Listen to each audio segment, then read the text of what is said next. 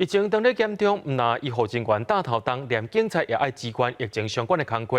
就有警察人员爱穿规属的防护衫到现场维持安全。热天时啊，热翕翕，有影是汗流浃滴，汗到规身躯。防护衫包甲麻麻，徛在烧热的日头下，免偌久的时间，规身躯已经冻落落啊。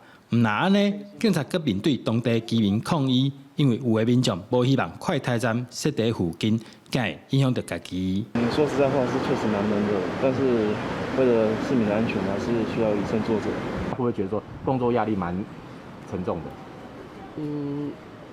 多多少少吧，但是毕竟这是全国性的疫情，也只能大家共体时间了。天气愈来愈烧热，防疫人员嘛愈辛苦，医护人员嘛感谢，好佳在有警察斗3工，采检的工作才会使顺利进行。我相信他们就是一个安定的力量，它会让他觉得更稳定。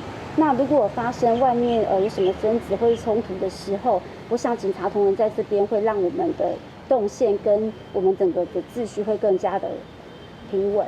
疫情期间，警力的负担大大增加，嘛更加辛苦。警方表示会继续为民众服务，嘛希望大家会使遵守防疫措施，体谅第一线警消医护人员。记者张君和，新潮报道。